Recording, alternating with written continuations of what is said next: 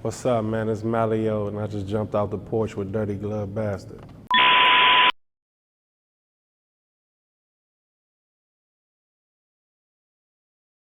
All right, y'all, so we got the coolest kicking it with us off the porch today, Mallio. I got it. Yeah. Okay, cool. But how are you? How you feeling? I'm doing great. Bless. Now, I got the chance to listen to your new project, T.M.F.G. That hoe was crazy. Like, it was actually a dope-ass project. So, but before we get into that, we got to get into your background. So I know you're from Cincinnati, Ohio. Yeah. So let's talk about it. Yeah, shit. What you want to know? Shoot, what was it like for you growing up there? I know, Cincinnati, a little rough, man. It's the same, street nigga, hood nigga shit.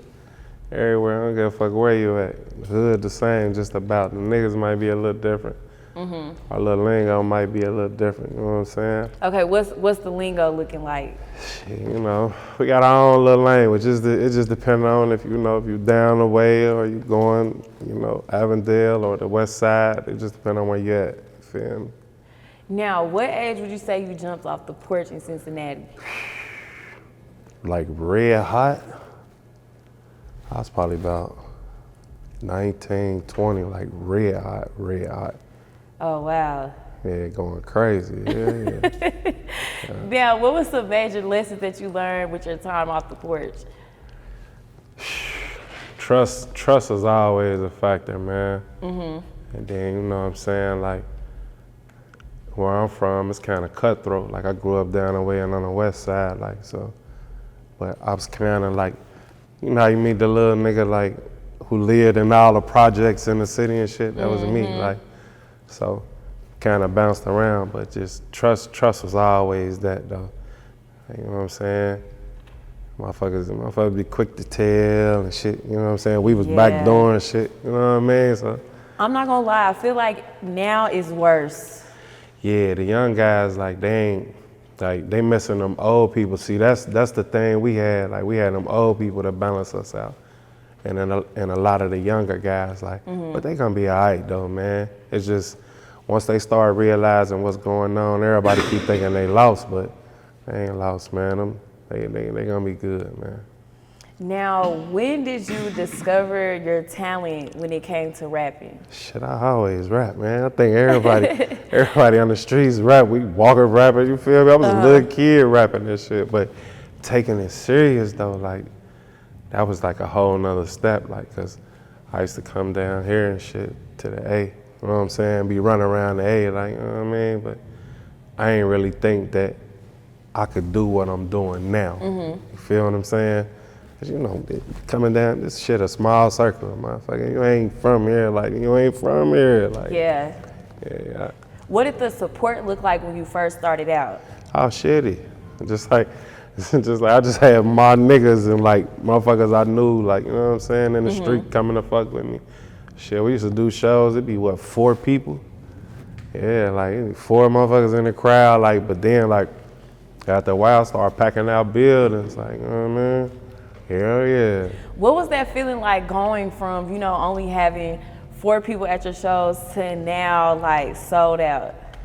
Shit. I think it's always been fun to me. I just, it was more so like my ambition or like my curiosity, like, damn, I want to fill this motherfucker up, like, you know what I mean? And that's where I was at with it. So it was like I had to learn how to make better music. I had to learn the whole studio process. I'm getting songs mixed up. The sound quality be better. Then, you know what I'm saying, like I was in the streets and shit, so I had to stop being like always trying to hide, like, you know what I'm saying, trying to be in the shadows and shit. Right. You know what I mean? Yeah. Now, when would you say you really caught your first buzz?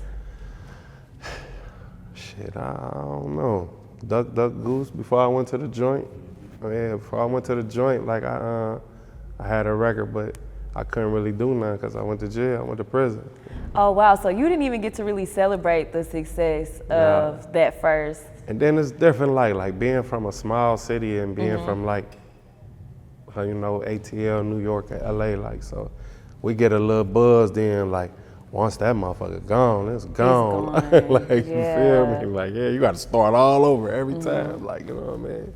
Yeah. Was it a little discouraging to have to go do some time while, you know, you're buzzing with your new single? Hell yeah. Like, cause one, I ain't even think that a song can even do that, a radio playing it.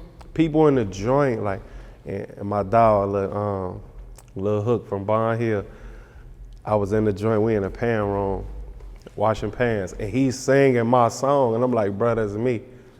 He Really? Wow. He like, no the fuck that. He trying to tell me, the yard had to tell him like, nah, that's him. Like, nah, that's him. He like, what? Yep, that shit was cold. Shout out to Hook, man, up there. Wow. Yeah, So, and Skinny, shout out to my dogs, yeah. so how were you able to really keep your music relevant while you were serving time? Baby Monk. What's up? Good. Talk to us about that. And then, like, I'm in the joint, like, so I'm calling home, motherfuckers like, yeah, nigga up here selling got your music, like, you know what I'm saying? I'm like, who is it? They like, baby, his name Monk. I'm like, yeah. So that was pretty cool, man. He kept all that music going, yeah. Now, when you got out, what would you say were some things that you really did differently? Shit, I stopped robbing people. I stopped getting into hella frivolous shit, like, plus I kind of like, you know, the Most High he isolated me, like, you know what I mean? Yeah. He wanted me to come to him, so, and like I ain't get into like no specific religion or none of that, but I found myself, and it kind of calmed me down. I was able to focus a lot more, and I noticed that because my bag went up, you know what I'm saying, like everything went up, like, you know what I'm saying, but I came home focused, like, and that was the thing. I learned a whole lot too about myself, like, you know what I mean? Yeah. So, you know, like with, you know, when you're serving time, like it's a little easier to stay focused, but when you get back into the environment that you were in before, how were you able to really keep that discipline for yourself? At first I didn't though, like, and being honest with you, like I bust a move coming out the door, like, and I know that sounds like a hell of a contradiction, but I went back and stood on what I told myself I was gonna do, like, you know what I mean? So I kind of, you know what I'm saying? A motherfucker ain't going from that to in the street shit to making the money to, oh, now I'm about to go work here. Motherfucker, I'ma listen to this shit for a couple $100 a week, like, man, fuck you and that check, man. So I went and did what I had to do, but I started getting balanced, like, and I started just doing everything to try to keep me at peace, and then I learned how to make different money. I learned how to make money that, you know what I'm saying, ain't necessarily drug money or, you know what I'm saying, other shit. I learned different avenues, different streams, you know what I'm saying, revenue. Wow. Yeah. So let's talk about this Ty Dolla sign collaboration that you did. I was old, man. That was, shout out to my brother, Kill Will. Kill Will put that together, man, with Ty Dolla sign. I used to come down here and run around with Alley Boy and Fat Mac from the Empire, like, you know what I'm saying? Shout out to Veli Sosa and Duck and Trouble, Rest in Heaven, all of them guys, like, in Big Bank. It was always open arms, like, you know what I'm saying? Like, when I came down here and messed with them, ran around to all the little hood spots and shit. Yeah. And y'all were able to link up, and did y'all get to link up, or was it kind of just like a... Nah, I damn near lived at the Empire House. Really? I bumped into a lot, like, the Fat Mac go flying this big ass tail, like, oh shit. What was that experience like for you? It was cool, it was pretty cool, you know what I'm saying? Like, just come down here, like I say, it was open arms, like, them guys used to show a whole lot of love, like, but I just really wasn't. And Alley Boy tried to take me on his tours and shit with him and shit. I wasn't focused, man. I was still kind of 1 foot in, 1 foot out. Yeah.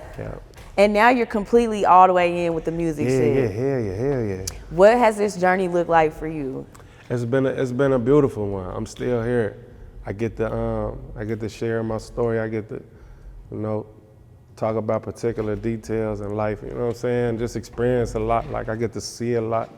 And I'm always moving, like I say, city to city, flight after flight. So the things like especially coming out of hood, like, you know what I mean? So Me seeing like all of that stuff and really being able to be like, damn, and smell this ocean or go to this side of the country and be at this ocean and do it like that in a day. Like, you know what I'm saying? Like, or just go here and meet these people, talk to these people, listen to them and shit. Like, you know what I'm saying? That's cold though, you know what I mean? Being able to blend in a lot better and be in different environments, you know what I'm saying? And sit down, motherfucker don't know nothing about me. Like, it's been a beautiful journey. You never know where I'll be. I might be in the hood somewhere in Raleigh, Durham, or Gary, Indiana, or Chicago, and then you might see me at a bistro in goddamn San Diego or Los Angeles or Houston or somewhere, like, or San Mateo, or, you know what I'm saying, up in the Bay and shit. Like, so it's just, it's a beautiful thing, man. I get a lot of love everywhere I go to, man. Shout out to everybody too. Yeah. Now, what type of mindset would you say that you need to have in order to make it out of a tough environment? You gotta be focused, you gotta be determined. For my street guys, you got to find different routes. Like, you have to find something that you really love to do. Like, cause it's something that you love to do, you just don't know that you really like it. Like, I always get an example, like when I went to the joint, and I'm like, man, I don't wanna work in no, I was ready to go to the hole for real. Like, I was ready to just go ahead and scrap it out. But, cause I was in that mentality, you feel me? And motherfucker was like, nah, man, just give it a second, bro. Like, you know what I'm saying? Like, and I adjusted to what was going on in there and shit. Like, you know what I'm saying? In the pan room and on the porter side. But the hustle ain't stopping the joint.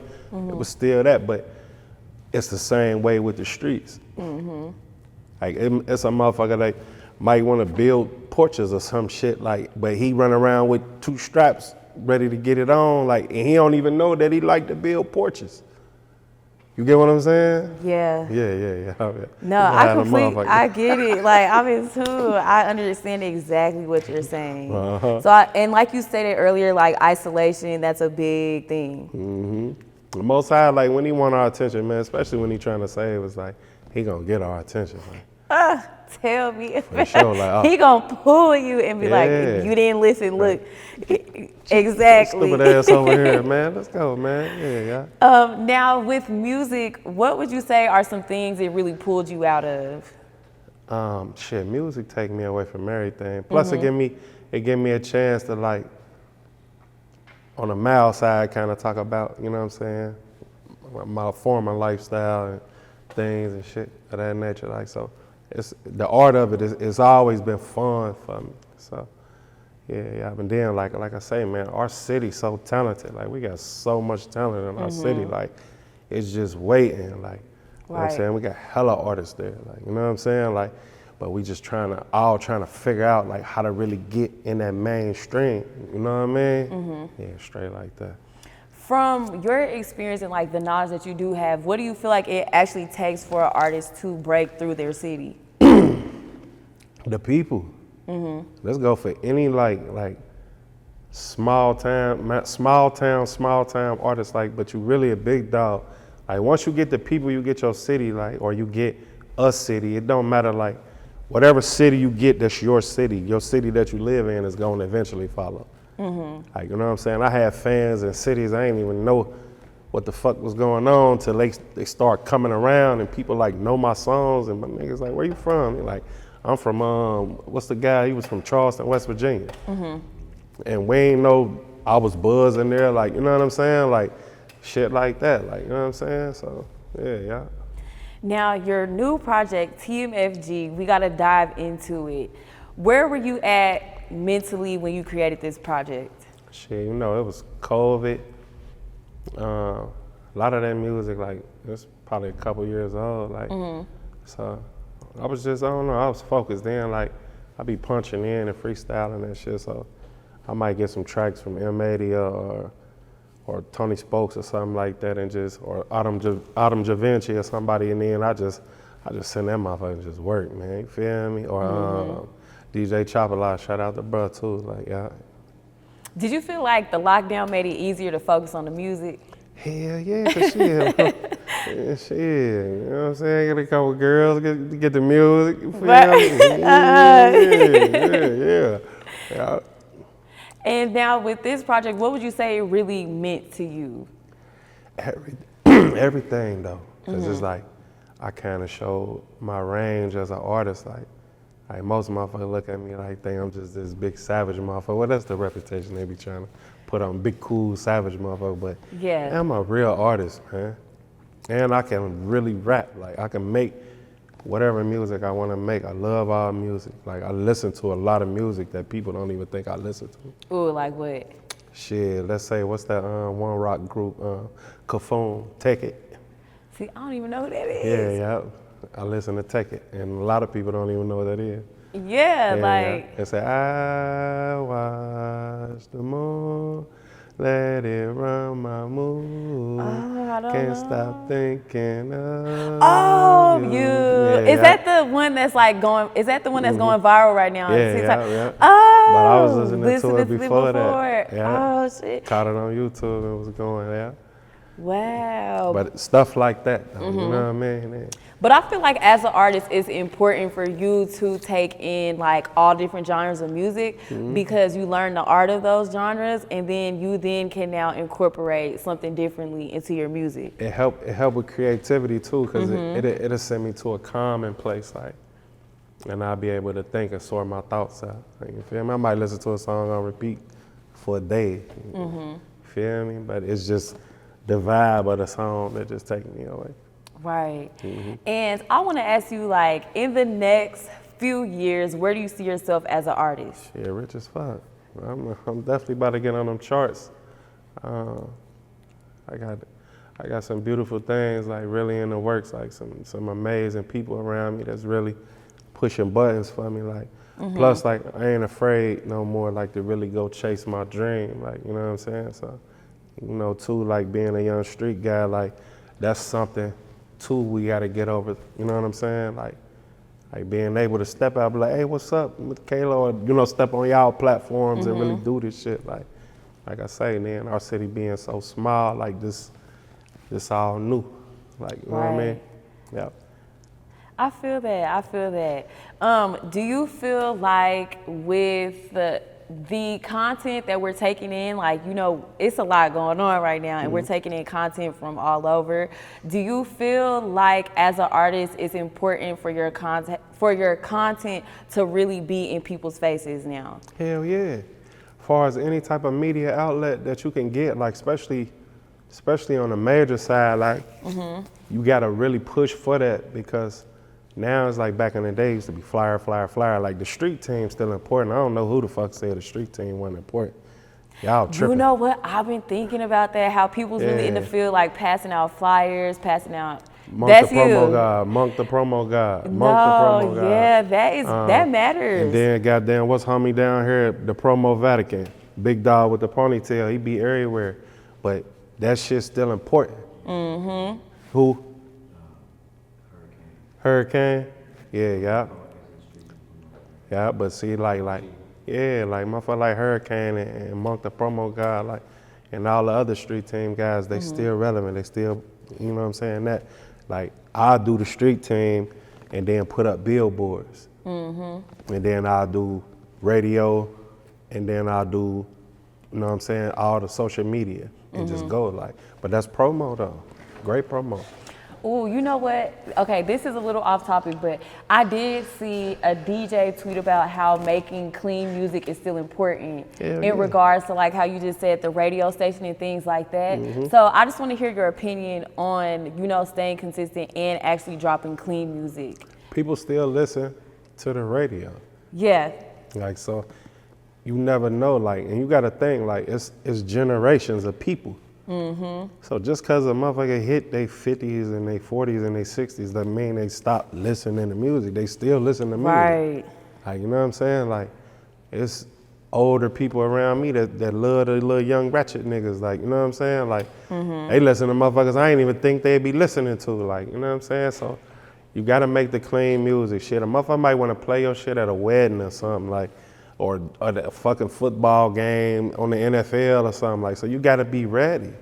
Right. Yeah. And with those methods, have you definitely seen like a really good impact? My numbers, see, like, and that's the thing, like, people always they look at my numbers like, you know what I'm saying? Like, we getting stronger and stronger because we just had to start over for real. And Really? I told, hell yeah. And my numbers going up, but they always wonder how my numbers go up and why am I staying so relevant? Because I stay in people's face. I'm everywhere. They're like, who the fuck is this fat ass nigga with this goon mask on his? Let me check him out. Like, and that's all I need. Like, as long as I get a motherfucker to be like that, I don't give a fuck if you don't like me. I don't care. You listen. Right. And shit, you might have played my shit and somebody with you like, dude, hard. You might be like, he's shitty. I don't give a fuck. Both of y'all just listen to it. No, that's it's a stream.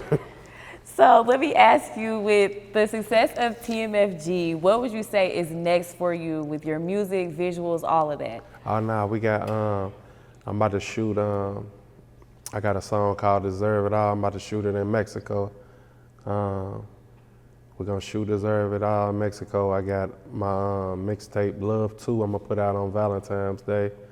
I got a song called Get It. We're gonna start the video production for that. Shooting that in Cincinnati and LA.